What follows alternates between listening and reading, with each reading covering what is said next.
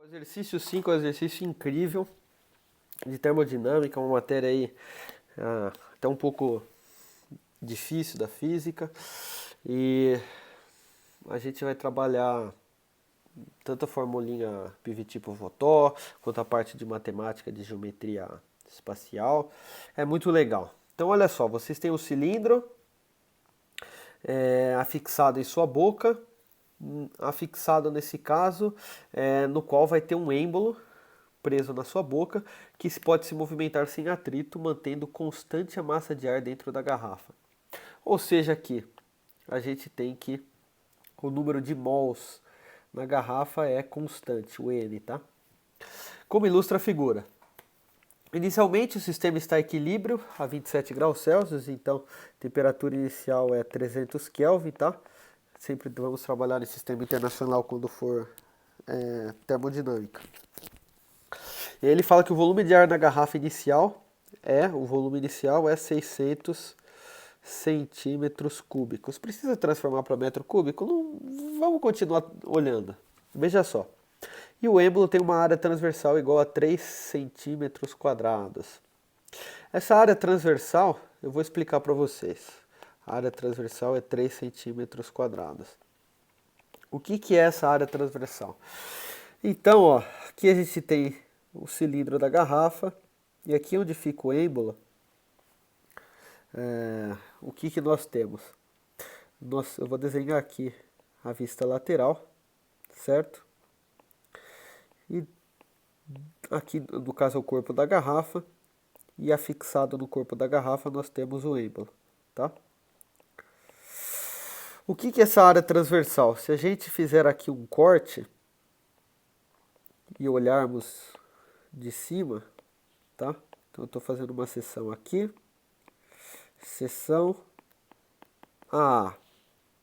Como que a gente vai ver esse êmbolo? A gente vai ver o formato circular. Por quê? Porque esse é o cilindro. Beleza? Então, um breve 3Dzinho aqui do cilindro, tá? Só da parte que está o pistão. A gente tem que, se a gente quiser calcular o volume desse cilindro, o volume é o quê?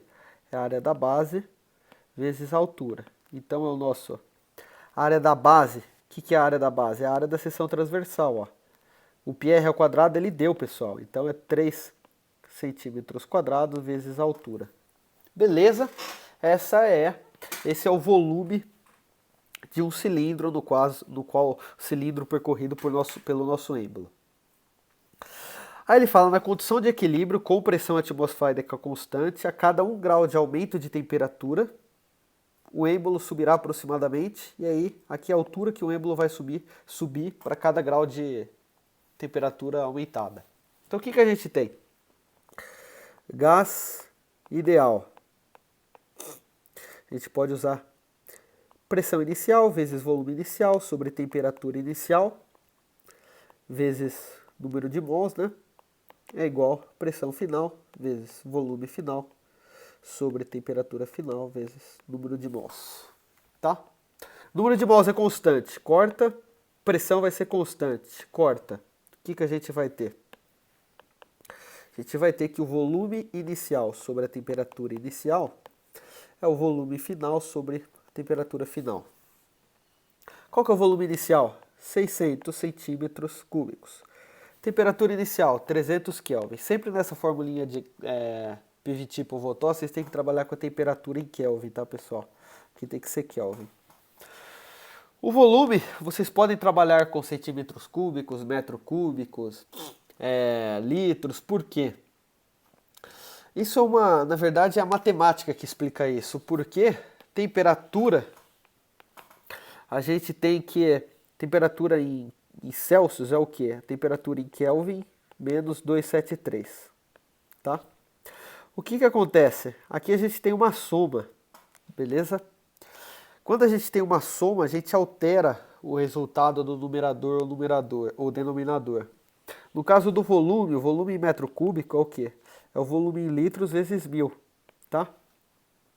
Se aqui vocês têm algo vezes 1000 e do outro lado vocês têm algo vezes 1000, esse 1000 é cortado. Então por isso que por caso do volume, pode ser trabalhado em litros, metros cúbicos, centímetros cúbicos. E para temperatura, tem que trabalhar em Kelvin, porque aqui é soma. E isso vai afetar o resultado da divisão. Se você não entendeu, tenta fazer as contas com a divisão.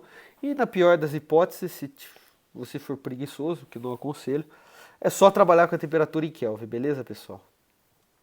Então, qual que vai ser o volume final? Vamos colocar aqui VF e a temperatura 301 graus. Vamos ver o que acontece com o volume quando a gente sobe 1 grau a temperatura, 1 grau Celsius, 1 grau Kelvin, perdão.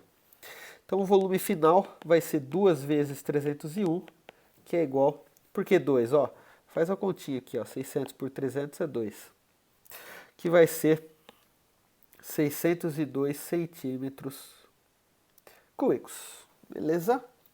Qual que é a variação de volume que teve então, pessoal?